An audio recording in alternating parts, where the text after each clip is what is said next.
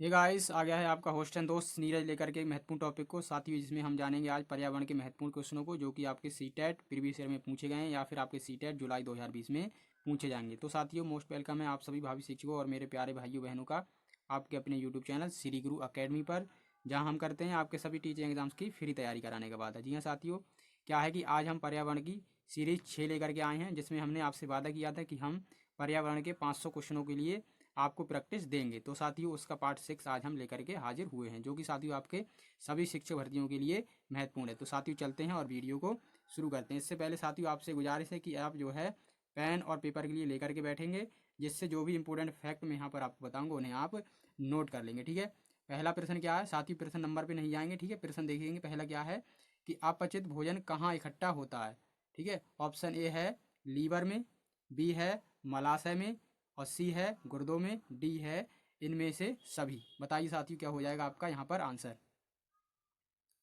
तो फ्रेंड्स, आप लोगों के बहुत सारे कमेंट्स आते हैं कि सर पीडीएफ दीजिए पीडीएफ दीजिए। तो इसके लिए हमने क्या है, टेलीग्राम चैनल के लिए लिंक दे रखा है, जिसे आप ज्वाइन कर लें। वहाँ पर ये सभी मैटर आपको पीडीएफ फॉर्मेट में उपलब्ध हो जाएगा। ठीक है साथियों, और बाकी साथियों क्या है, आप अपने हाथ से नोट भी करिए, क्योंकि जो हाथ से नोट करी हुई चीज़ें होती हैं वो हमारे माइंड में ज़्यादा समय तक बनी रहती हैं। ठीक है, तो बताइए साथियों इसका क्या हो जाएगा आंसर। तो अपचित भोजन साथियों कहाँ इकट्ठा होता है, मलाशय में आपके। ठीक है, मलाशय में अपचित भोजन इकट्ठा होता है। ठीक है, लीवर की बात करें तो इसमें हमारे बहुत सारे हार्मोन इकट्ठे होते हैं ना लीवर में, और इसके लिए हम क्या बोलते हैं, तो मानव शरीर की सबसे बड़ी ग्रंथि कौन सी है, तो लीवर। ठीक है, और साथियों ये सबसे बड़ा अंग भी है। ठीक है, और साथियों अगर हम बात करें तो लीवर के लिए हम मानव शरीर की लेबोरेटरी यानी प्रयोगशाला भी कहते हैं। ठीक है, लीवर, लीवर से एल से आप जोड़ेंगे और याद कर लेंगे लेबोरेटरी कौन सा है, तो लीवर। ठीक है, चलते हैं अगले प्रश्न पर, देख लेते हैं अगला प्रश्न कौन सा है। तो पाचन प्रक्रिया कहाँ से शुरू होती है। ठीक है, बताइए साथियों क्या मुंह से शुरू होती है, ऑप्शन ए में, बी है अमाशय से शुरू होती है, या फिर सी क्षुद्रांत से, या फिर डी बृहद्रांत से। बताइए साथियों क्या हो जाएगा यहाँ पर आपका आंसर। तो फ्रेंड्स आपका यहाँ पर आंसर हो जाएगा क्या, मुंह से, यानी पाचन की क्रिया मुंह से ही शुरू हो जाती है। आपको पता होगा मुंह में लार ग्रंथियाँ होती हैं, जिनसे कौन कौन सी एंजाइम सिक्रेट होते हैं। तो एक होता है टाइलिन, है ना, एक टाइलिन होता है, और एक होता है आपका लाइसोजाइम, है ना, एक होता है आपका लाइसोजाइम। ठीक है, टाइलिन का काम क्या होता है, तो ये भोजन को पचाने के काम में, और लाइसोजाइम क्या होता है, तो भोजन में जो हानिकारक बैक्टीरिया होते हैं उनको ख़त्म करने का काम लाइसोजाइम करता है। ठीक है साथियों, चलते हैं देख लेते हैं अगला प्रश्न क्या है कि छोटी आंत की लंबाई क्या है। बताइए, ऑप्शन ए है 1.5 मीटर, बी है 2 मीटर, सी है 3.5 मीटर, और डी है 7.5 मीटर। बताइए साथियों क्या हो जाएगा यहाँ पर आपका आंसर।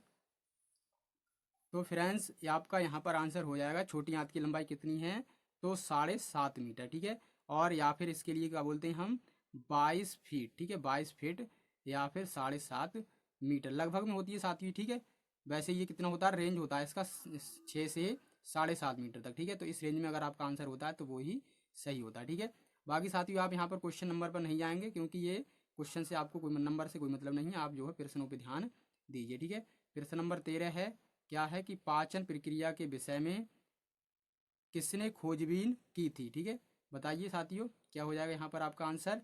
ऑप्शन ए है रोलांड रोस, बी है विलियम वोमेंट, और सी है एडवर्ड जेनर, और डी है लुई पाश्चर। बताइए फ्रेंड्स क्या हो जाएगा यहाँ पर आंसर।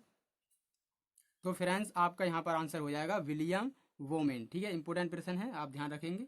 चलते हैं अगले प्रश्न पर साथियों, प्रश्न नंबर 14 देख लेते हैं क्या है कि जिस प्रक्रिया के द्वारा अवशोषण भोजन के पदार्थ रक्त के द्वारा, साथ ही छोटा थोड़ा छोटा कर देता हूँ, है ना, शरीर के विभिन्न अंगों में पहुँचता है, उन्हें क्या कहते हैं। ठीक है, उन्हें क्या कहते हैं। ऑप्शन ए है पाचन, स्वांगीकरण, और सी है अवशोषण, और डी है निष्कासन। क्या साथियों कि जो पदार्थ हैं भोजन में वो शरीर में पहुंचते हैं, तो वो कौन सी क्रिया होती है, क्या वो पाचन होती है, या स्वांगीकरण होती है, या फिर अवशोषण होती है, या फिर डी निष्कासन होती है। तो फ्रेंड्स आपका यहाँ पर आंसर हो जाएगा, बताइए क्या, तो क्या हो जाएगा फ्रेंड्स, बी आपका यहाँ पर आंसर हो जाएगा, बी फॉर बॉम्बे। ठीक है, स्वांगीकरण की क्रिया वो होती है। ठीक है, आगे है अगला प्रश्न क्या है कि दूध के दांत कितने होते हैं। ठीक है, दूध के दांत कितने होते हैं। ठीक है, ऑप्शन ए है 10, बी है 15, डी है 20 और डी है आपका साथियों 32। बताइए साथियों कितना हो जाएगा आपका यहाँ पर आंसर। फ्रेंड्स आपको पता होगा बच्चे की जो यानी कि शैशवावस्था की लास्ट एज होती है ना, शैशवावस्था की लास्ट एज में बच्चे के जो दूध के दांत होते हैं वो लगभग 20 तक पहुंच जाते हैं। ठीक है, 20 तक वो पहुंच जाते हैं। आपका आंसर हो जाएगा यहाँ पर सी। ठीक है, सी फॉर चेन्नई। शैशवावस्था के अंत तक बच्चे के दांत कितने हो जाते हैं, तो दूध के दांत 20 हो जाते हैं। ठीक है, जल और खनिज का अवशोषण कहाँ होता है। ऑप्शन ए है अमाशय में, बी है बृहद्रांत में, सी है क्षुद्रांत में, डी है मलाशय में। अवशोषण बताना साथियों आपको कहाँ होता है। तो साथियों इनका अवशोषण कहाँ होता है, बृहद्रांत में। ठीक है, बिलाई। ठीक है, बिलाई आपको पता होगा है ना, बृहद्रांत में आपका जो है इनका अवशोषण होता है। ठीक है, चलते हैं अगले प्रश्न पर, देख लेते हैं क्या है प्रश्न नंबर 17। जब यानी कि निम्न में से कौन सा कथन सत्य है। ऑप्शन ए है जब डायाफ्राम नीचे की ओर जाता है तब फेफड़ों में कार्बन डाइऑक्साइड गैस बाहर निकलती है। बी है जब डायाफ्राम अपनी जगह आ जाता है तब फेफड़ों में ऑक्सीजन गैस भर जाती है। और सी है उपरोक्त दोनों, और डी है दोनों में से कोई नहीं। बताइए फ्रेंड्स क्या हो जाएगा यहाँ पर आपका आंसर। तो फ्रेंड्स आपका यहाँ पर आंसर हो जाएगा क्या, तो दोनों में से कोई नहीं। क्या, ठीक है, डी ऑप्शन यहाँ पर आपका आंसर हो जाएगा। कैसे हो जाएगा साथियों डी, ये डी ऐसे हो जाएगा कि डायाफ्राम जो होता है साथियों जब सांस लेने का काम करते हैं मनुष्य है ना, तो ये यानी ऊपर नीचे नहीं होता, ये क्या करता है जब सांस अंदर ली जाती है तो ये फूल जाता है, और जब सांस बाहर जाती है तो ये चपटा हो जाता है, ऊपर नीचे कहीं पर भी ये नहीं जाता। ठीक है, आपका आंसर हो जाएगा यहाँ पर डी। चलते हैं अगले प्रश्न पर साथियों। क्या है अगला प्रश्न देख लेते हैं, छोटा कर देता हूँ थोड़ा आपको क्योंकि आपको जो समझ में आ जाएगा पूरा। ठीक है, निम्न कथनों पर विचार कीजिए। ठीक है, क्या है कथन पहला, छोटी आंत में कार्बोहाइड्रेट वसा और प्रोटीन का पाचन होता है। और अगला है लीवर अमीनो एसिड और अमोनिया को यूरिया में बदल देता है। और तीसरा है कथन क्या है कि गुर्दे रक्त में हानिकारक पदार्थ छान लेते हैं। ठीक है, रक्त में से हानिकारक पदार्थ छान लेते हैं। और चौथा है हृदय के ऊपर वाले दोनों भाग आलिंद कहलाते हैं और नीचे वाले दोनों भाग निलय कहलाते हैं। बताइए फ्रेंड्स क्या हो जाएगा यहाँ पर आपका आंसर।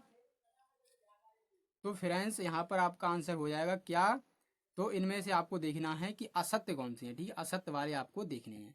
तो फ्रेंड्स पहला अगर हम देखें क्या है, छोटी आंत में कार्बोहाइड्रेट वसा और प्रोटीन का पाचन होता है। सही बात है, क्योंकि पूर्ण पाचन कहाँ पर होता है, छोटी आंत में। ठीक है, लीवर अमोनियो एसिड और अमोनिया को यूरिया में बदल देता है, ये भी सही बात है। ठीक है, और क्या है कि गुर्दे में हानिकारक पदार्थ, गुर्दा जो है हानिकारक पदार्थ छान लेता है, ये भी आपका सही है ना। और हृदय के ऊपर वाले दोनों भाग जो होते हैं वो आलिंद कहलाते हैं और नीचे वाले दोनों भाग निलय कहलाते हैं, ये भी जो है सही है। यानी और इसने क्या पूछा है आपसे, इसने पूछा है आपसे असत्य कथन। ठीक है, तो असत्य कथन इसमें कोई भी नहीं है, इसलिए आपका आंसर हो जाएगा यहाँ पर डी। ठीक है, इनमें से कोई नहीं। ठीक है साथियों, यहाँ पर जो अमोनिया आया ना है, तो अमोनिया से एक प्रश्न ये पूछा जाता है कि मानव शरीर का कौन सा पदार्थ सबसे ज़्यादा विषैला होता है। ठीक है, सबसे ज़्यादा जहरीला होता है, तो वो क्या आता है आपका आंसर, वो आता है आपका अमोनिया। ठीक है, अमोनिया एक ऐसा पदार्थ है मानव शरीर में जो सबसे ज़्यादा कैसा होता है, जहरीला होता है। ठीक है, चलते हैं अगले प्रश्न पर। क्या है कि भोजन पचने का सही क्रम है। ठीक है, ऑप्शन ए है अंतर्ग्रहण, बी है पाचन, मतलब क्या है कि उसमें ऑप्शन ए में अंतर्ग्रहण, पाचन, अवशोषण, स्वांगीकरण और बहिष्करण, क्रम आपको बताना है। ठीक है, और बी में है पाचन, अवशोषण, स्वांगीकरण, बहिष्करण, अंतर्ग्रहण, सी में है अवशोषण, पाचन, बहिष्करण, स्वांगीकरण, अंतर्ग्रहण, और डी में है अंतर्ग्रहण, पाचन, स्वांगीकरण, अवशोषण और बहिष्करण। बताइए साथियों क्या हो जाएगा यहाँ पर आपका आंसर।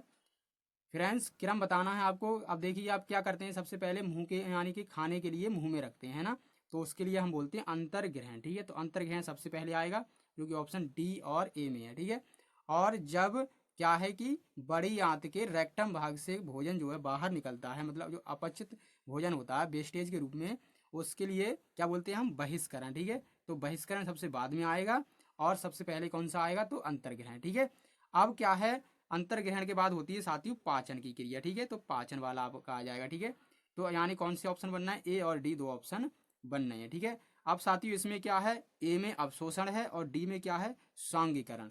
तो बताइए अवशोषण और स्वांगीकरण में कौन सी क्रिया पहले होती है। तो साथियों पहले होती है आपकी अवशोषण की क्रिया, यानी कि जो बिलाई होती हैं, है ना, बिलाई, वो क्या करती हैं, जो भोजन से पोषक पदार्थ होते हैं उनके लिए अवशोषित कर लेती हैं। कौन? बिलाई, ठीक है। और उसके बाद क्या होता है साथियों? स्वांगीकरण, ठीक है। उसके बाद होता है आपका स्वांगीकरण, यानी कि जो आपके पोषक पदार्थ हैं, पोषक तत्व हैं जो भोजन से मिले हैं, वो जो है बॉडी के अन्य पार्टों में स्वांगीकरण क्रिया के द्वारा पहुंचते हैं। तो आपका आंसर हो जाएगा ए, ठीक है। ए आपका आंसर हो जाएगा। चलते हैं साथियों अगले प्रश्न पर, देख लेते हैं अगला प्रश्न क्या है। शरीर में ऊर्जा निर्माण के दौरान कौन सी गैस निकलती है? ऑप्शन ए है नाइट्रोजन, बी है ऑक्सीजन, सी है कार्बन डाइऑक्साइड और डी है हाइड्रोजन। बताइए साथियों क्या हो जाएगा यहाँ पर आपका आंसर। तो फ्रेंड्स यहाँ पर आपका आंसर हो जाएगा, गैस कौन सी निकलती है क्या? तो शरीर में ऊर्जा निर्माण के समय तो निकलती है आपकी कौन सी? कार्बन डाइऑक्साइड, ठीक है। कार्बन डाइऑक्साइड गैस बाहर निकलती है। और जलती कौन सी गैस है, यानी दहन कौन सी गैस का होता है? तो ऑक्सीजन का।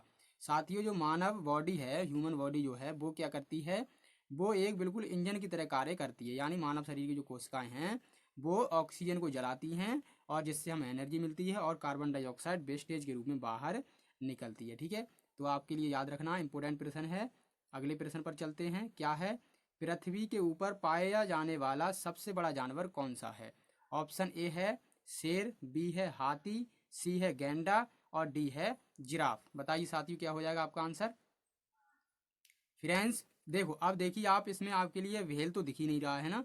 जो व्हेल होता है वो तो सबसे बड़ी होती है ना, जो समुद्र में पाई जाती है। तो क्या है साथियों, यहाँ पर आप देखिए पृथ्वी के ऊपर, यानी आपके लिए वहां बताना है स्थल पर, है ना, स्थल पर कौन सा जानवर सबसे बड़ा होता है? तो आपका आंसर आता है यहाँ पर हाथी, ठीक है। हाथी पृथ्वी पर सबसे बड़ा जानवर होता है। कहाँ पर? स्थल पर। और अगर हम पानी के लिए भी शामिल करेंगे, महासागरों के लिए, तब आपका हाथी आंसर नहीं होगा। लेकिन यहाँ पूछा है पृथ्वी के ऊपर, तो आप इसका जो कॉमन सेंस लगाएंगे और आंसर आपका कौन सा हो जाएगा? हाथी, ठीक है। चलते हैं अगले प्रश्न पर। क्या है? निम्नलिखित में से कौन सी समानता शेर और बाघ में पाई जाती है? ठीक है।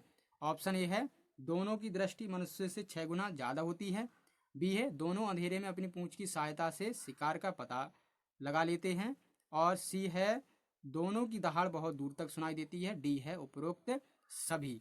तो फ्रेंड्स यहाँ पर आपका आंसर क्या हो जाएगा बताइए। तो यहाँ पर फ्रेंड्स आपका आंसर हो जाएगा क्या? उपरोक्त सभी, ठीक है। उपरोक्त सभी, डी आपका यहाँ पर आंसर हो जाएगा। यानी क्या है, शेर और बाघ की जो दृष्टि होती है वो मनुष्य के 6 गुना होती है, ठीक है। और ये दोनों क्या है कि अंधेरे में अपनी पूंछ की सहायता से शिकार का पता लगाते हैं, और दोनों की दहाड़ बहुत दूर तक सुनाई देती है। तो आपका आंसर हो जाएगा यहाँ पर डी फॉर डेनमार्क, ठीक है। साथियों आप कमेंट बॉक्स में जरूर बताइएगा कि आपके जो है इनमें से कितने प्रश्न सही गए हैं, ठीक है।